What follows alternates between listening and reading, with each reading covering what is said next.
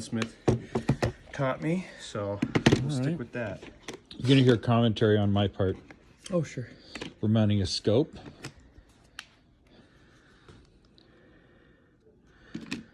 I'm at Shepard Arms in Main Street, Menomonee Falls. I got Steve doing it. Yeah. And he'll be explaining what he's doing as he's doing it, so that since I don't know what he's doing. So these are hand tightened just to get them on there, these rings. It's nice from a feature standpoint if you need to remove your optic for any reason, just to use irons. You can hand. Oh, it's got a little thumb wheel. Yep, little thumb wheel. All right. And I try to keep them a little bit further apart so there's more stability. So the thumb wheels are good enough so if when you're firing you're not going to have them loosen up on you? I usually just come in with a wrench and just a snug them turn, a little bit. Snug them a little bit, so it's not truly toolless, but it's better than nothing. It's going to be the other one, isn't it? Since it's a 35 millimeter, I think they went with the bigger. They did go with the bigger Torx bit than standard, which is good. So I definitely need to take a Torx set with me. Yep. Whenever I travel afar. Just in case. Or have to rely on the kindness of others. Anybody have any Torx bits? Yeah. That's a nice little setup. Yeah. This is a Skill hand screwdriver, or a powered screwdriver. 18 bucks on Amazon. Seriously? Dead serious, yeah. With the bits? This is my Milwaukee bit set. Oh, okay. You can get it with the bit set. It's like 36 bucks, but I just got the bare tool, and then I use the bits that I like. So, the other fun thing about this tool,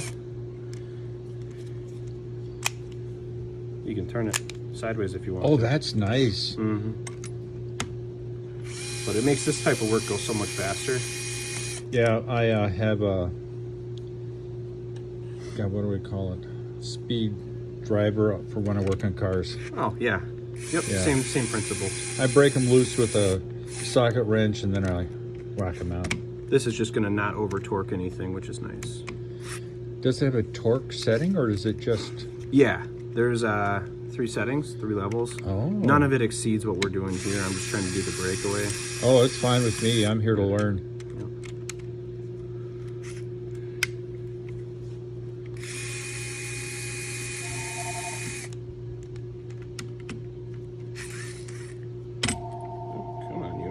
Come on, baby. Oh, I see you break it loose and then speed it out. Yep. Instead of tediously trying to unscrew it all by hand. Yes. So. Ooh, Leopold. Yep. Sweet. The Mark V HD, Milrad. A lot of precision shooters are using Milrad now, so. All right. I think a lot of it comes from just the fact that military guys use Milrad so much that you kind of run into that.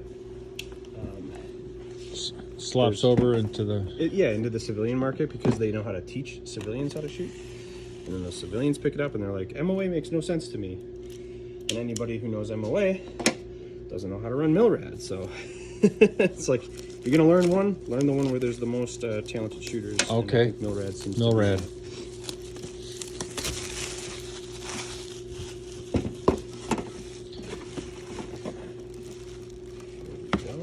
Ooh, an unboxing video. Oh yeah. Oh my gosh. This is your lens, basically your shade for the lens. Okay. Keep you from getting Flare flares. or glare or whatever. Yep, solar flare or whatever you want to call it. Yeah, I know what you're talking about. Yeah. Cool. And then you got your clip caps here. Keep them clean. Everybody needs a good Allen wrench. Yes. So. I have 1,000 of them. Yeah. So what's the best way to clean these lenses if they do get... Oh, if they get... You're saying... If they get dirty? Up? If it's just dust, compressed air. Okay. If it's anything more than dust, microfiber cloth, but spray it down first with maybe some... I use rubbing alcohol. Some people may not think that's the best thing to do. Others may think it's great, but it helps to slough off what you got there. Okay. And then a microfiber cloth keeps it from getting scratched up. Just the biggest trick, try not to get it dirty to begin with, and you never have to worry about it. Okay, I'll remember that. Yeah. Yeah, you heard it here, folks. Try not to get it dirty to begin with. Yep. And this was something you said you're That able to put down. you can move it, obviously. I think, can't remember that's how it moves. There it is. See, he knows something I don't. Well, that'll be the one time today. We got clearance. Houston, we have clearance. Yeah. So, obviously, you know what level is, or Yeah. So what I do is I just get these rings on. I don't have them torqued down, and then I can rotate Adjust this accordingly and adjust it to maintain level with the stock, basically, because you're wanting it to be lobbed straight up and straight down. Yeah. If you have the gun canted compared to the reticle, your reticle is going to be level to you, and you're going to shoot, and you're going to be like, why is it veering off left or right, right? Because it'll be not in line. tilted to the left or right. Exactly. And we've got the ability to have little bubble things here. Yeah, we can get a bubble level if you want. So Yeah, we need a bubble level. Let's see here. They used to. Oh, those cheapskates. They used to bubble level us. Now they don't We can anymore. get one that's either mounted to the gun itself, but I have a feeling you're going to have better luck getting one that's just mounted directly to this. So We're going to have to order it? yeah, we could order it. Okay. But yeah, that helps to maintain full level, right? Yeah, let me get Loctite really quick. So I'm very lucky I get to come back into the work area. I guess they trust me. All right. Ooh, blue. Blue Loctite. Red would be overkill, but blue is good. And you let it cure for about 24 hours before you Okay. start shooting.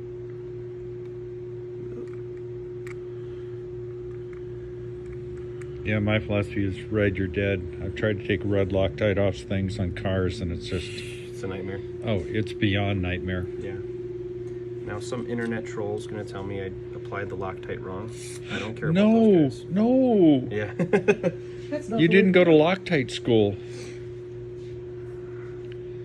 I'm 32 years old and I have 50 years of experience in Loctite. Yeah, uh-huh. Because I'm, Yeah, I heard that this is the way you're supposed to do it, and therefore it's the only way you're supposed to do it. and it's worked pretty well for me. And so how do you keep it from over-torquing? You said there's 3 settings on this. Yeah, I just kind of let my hand loose when it starts to torque down a little bit. Oh, I see. It's that internal My internal torque spec torque thingy. spec. Yep. Basically, I'm just trying to keep it So so we're that if you look at it from here, Yeah. you'll see there's just a little gap on both sides, and I want to try to keep that gap level. Oh, an even gap. A nice even gap. Yep. Okay. So that way, when we do torque it, this isn't. When you torque it, sometimes it'll rotate the optic, All right. left or right, and I'd rather not do that when I torque it down. I wanna have totally- it just snug enough, and there's a nice even gap, and then I just torque, just like a tire. Yeah. Yep. Same deal. Or a transmission oil pan, or Yep. Same deal. Yep. Exactly. You have your torque specs, and you have a pattern that you're supposed to follow. It's that Yes. exact same thing. So.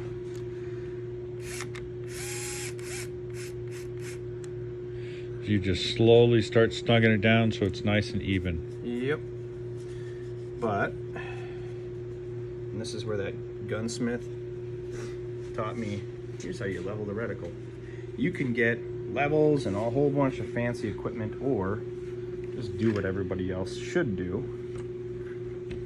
Get it to the lowest setting possible, so you have good eye relief. Hold the crap level to you, and aim at something white.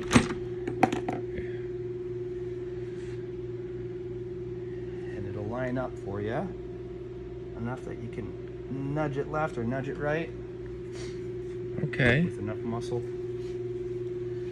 I'm just going to back it out just the slightest bit, Loosen it up just a scotch. just a scotch.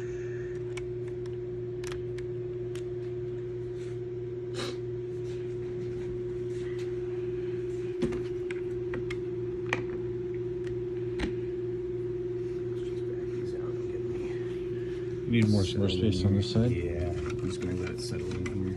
Yeah. Why don't you just settle in there?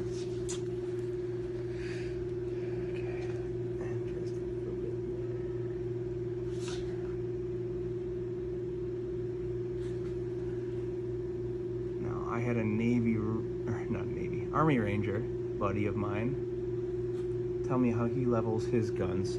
So he'll take the gun, level it on the pick rail, which we don't really have the luxury of because there's not as much pick rail to work with. Okay. But he'll put a string down range basically, right? Yeah. And that's gonna hang straight up and down for you. If the gun's level and that's straight up and down, you just match the reticle to that vertical line. Okay. So, that's another option for us, and I actually may just drag this back here for us. I have confirmed the crease in that corner is Guns actually unloaded. plumb. It's level. So I use that crease as another. Oh, that's your string. Yeah, that's my string.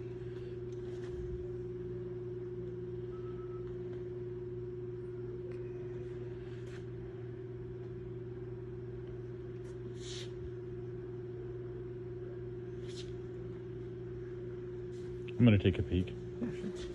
Just for grins. Oh, you're really far back. Yep. I can't get any relief. You heard it here. We're dead nuts on. We're dead nuts on. All right, so I torque that one down, and then I can get the front ring on, and then you're good to go as far as it being level. All right. So this is the hand tighten process. The gentle back and forth. Alright, we're pretty much locked in. That's not moving. Alright, yep. Here we are.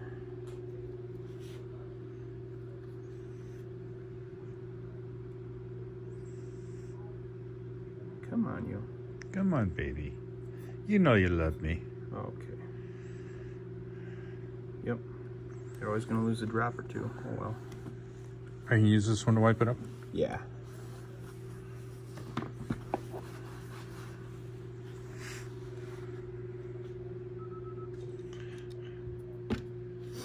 So I hear your guys specially released the AR platform? Yeah. Yep. Our specialty is definitely in ARs. So if I bring in a Mosin Nagant, you're gonna go. I'm not beguiled by it. I was at another shop prior to this that was very much hunting oriented. Mm-hmm. And I saw Mosins quite often. I saw 742s quite often. There's always going to be somebody with a different type of platform.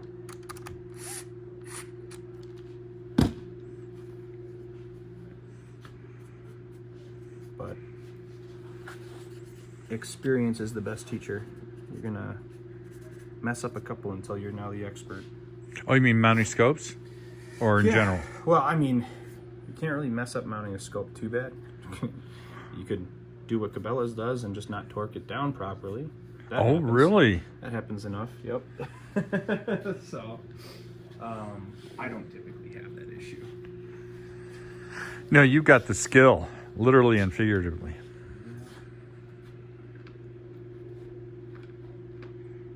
Let's see if this one's the right size. And what are we looking at now? These are high polished bits to help Ooh. torque this puppy down, and I don't want to mar it up. Oh, you want to get a good fit? Yep. Yep, that's it. Oh. Yep, and then you can take a ratchet, which I have over here.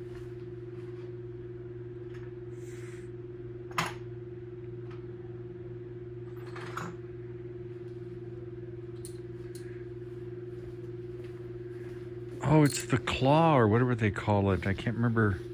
There's a word that describes. Good enough. Good enough. Okay. You don't want to over torque them because the materials that are at use are not hardened steel. Okay, so I assume it's like aluminum or something like that. Either aluminum or titanium, depending on the model. I can't remember exactly. Okay. These are the mountain techs, so I believe aluminum. I'm pretty sure. Okay. But they're good aluminum, not cheap stuff. So, They're not the cheap stuff. nope. Warren is one of the better brands as far as this goes. And I've done so many of these 18-inch pounds. I know exactly how much to put without going over. You've got the feel. Yep.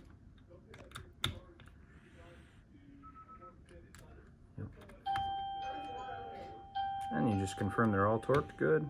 That one's good. That one's good. That one's good. Good. Good. Good. Good.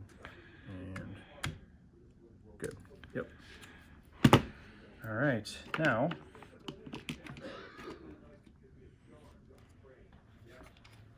pop all that away. Cap comes off. This is where that fun torque, that bit they gave you in your box. Oh yeah.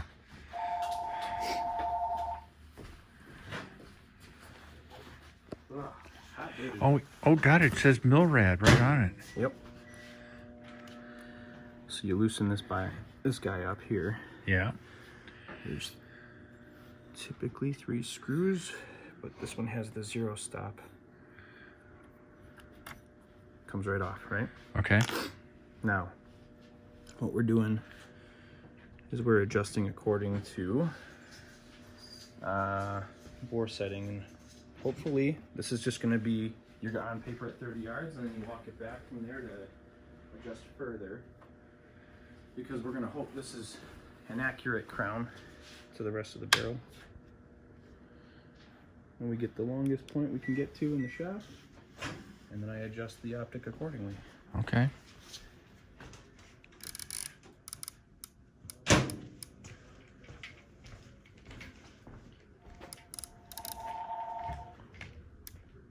Good. I'm gonna take flathead here. This is the right size.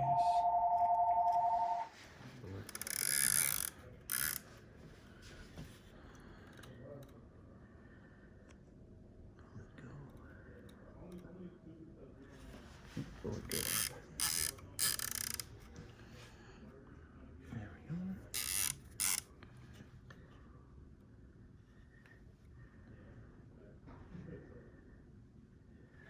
So I usually leave it a little bit low if you look through. Now you may not be dead on in terms of concentricity. So let's bring this down to the lowest point for parallax and all that. Yeah, when I go left or right. So at 100 yards, this round is still going to be climbing on you. Yeah, I used to be in the field artillery, and we'd see the 155s go off, and I'd stand next to the cannon when they were doing the direct fire. Yep. And yeah, you can see it with binocs. You could see it come out of the tube, and then you could see it go up, and then you could see it go down the arc. And that's pretty much the gist of it. All right. This cap goes back on. Now you can, if you want to, see this line here? Yep. We can take this little Allen wrench they gave you. We loosen this cap without moving it. So this will be a tool you bring with you. All right. Range. And this will be zeroed? Yep. So we zero the cap. That way you know how to return back to 0. Okay. Come on. Come on, baby. There we go. All right. So we get that lined up with that notch there. That's your 0 point. That's torqued down. It's basically just grabbing the turret from the exterior of it. All right.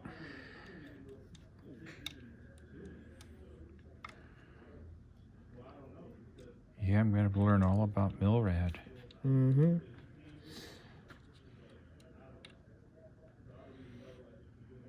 There we go. This cap just threads on over to protect everything. And so when I do G adjustments, I take the cap off and adjust it. Yep. Now this one has what's called 0 stop. So what I'm going to do, instead of putting it at 0 and saying that's your 0, you're still going to have to climb a little bit with it. Yeah. So I'm going to leave it out somewhere around here, probably, to let you adjust from there. That way If you need to go up or down, you can do that freely without running into your zero stop. Otherwise, you'd have to do what I'm doing right here. Unscrew it, adjust the cap, and then move it around. Say that again for So, those of us who are a little dim-witted. sure. Basically, we're just doing this, right? Mm-hmm. If I run into this, it stops. It won't let me. Oh, that's zero stop. Yep, that's zero stop. Okay, so we're technically at zero stop now at 3. This is going to be, well, this is the zero that we set. Okay. At 3, right? Now, if I go like this, see how it locks? It won't let me go any further. You push that in. Push what in? The button here. Oh, sorry. Yep. Okay. It pops out once you hit that 0 point. Now, when you do actually get it 0 to 100, right? Yeah. Or whatever distance you want set, this helps you to climb and go further and further and further. Okay. But if you're like, where was 0? Now you know. That's your 0. It goes right back. So this turret system is extremely accurate. It will track just fine. So this is lined up for the distance we're at now. Correct. Yep. And this somehow implies that the little arrow to the silver makes a difference. Mm-hmm. I don't even know what that means. So the most mouth breather way I can explain, and this is like not an insult to anybody, this is literally just how they do it. Up, turn the turret this way. Literally means bullet go up. Up. That I understand. And then this one, with the R, Bullet go right. bullet go right. Okay. You want it to go left, turn it the other direction. Turn it the other direction. We don't need to have a D and an arrow pointing that way. Yeah. No, it is as straightforward and simple as it gets then. And then this is... So this is your parallax adjustment. So when you're at 100 yards, this little notch right here, you can bring the camera around if you want to. Okay. You set it to 100 yards. That way your parallax is set. You don't have to worry about it. Oh, is my head in a weird position where that parallax is going to mess with? Oh, so this is designed infinite, Yep. 800, 600, and these are yards. Correct. Yep. And this is usually like 30 yards parallax or whatever. The closest is like 30 or 50 yards. Now these caps just tension fit on here. If you have some weird focus that you need to adjust as far as eye relief goes, like you're like, yeah, I can see my target, but I can't see my reticle, you can adjust this here, left and right, and that helps to adjust your Okay. eye relief. And then what is all this about? This is your magnification. 5 Should to have been 25. obvious, but Yep. yeah, So now sometimes it's cranked I'm up way in there. way out. Yep. Okay. So just know that this exists, that adjustment, All right. and I'll let you fiddle with that as you deem fit. And then flip the little to flip it That up. flips right out. All right. Oh, that's why you're telling me to keep it clean. Keep it clean, and the best way to do that is when you're not using it, close those caps. Yep. Well, this is the intro. So all we need now is the bubble. Yep, bubble level. We can order that. Okay. Do that. That's not a problem. And can I mount the bubble level, or should I bring it back? You can mount the bubble level if you want to. Okay. Like I said, you find a string, mount it plumb, or find a spot that's like perfectly level vertically. Line up your reticle, and then do this, and then you just torque it down. It's literally a ring that just snaps over. So when the scope is perfectly level, you make sure the vertical, level is perfectly level, and as long as that vertical line lines up with whatever vertical line you have on the horizon, then life is good. life is good. All right. So, hope that helps. It does. Yeah. Nice about taping it is that when I have to go back and say, what did he say? Yep. What did Now he you say? got a recorded version. Yeah, because I remember about 10% of everything I'm told. This is your handy dandy tool. You can keep that. This is the tool. Some people put it in the stock if they have like a hollowed out stock that has like Oh, a whatever. storage area? Yeah, some of them like ARs often have that. But Yes. I don't know if this will. But yeah, that's the thing that a lot of people commonly do. Okay. So it's always handy. Yep. And then I just keep my handy dandy scope mounting tools. Tool set. Isn't that the simplest thing? You got your bit set and you got your driver. Yes, and it's probably the kind of thing that needs to be taken to the range. So Yeah. when you're screwing around, you go, oh, man. I keep it in my car, so it's just ready to go. All right. So that's the thing. All right, folks. You've seen it. Peace out.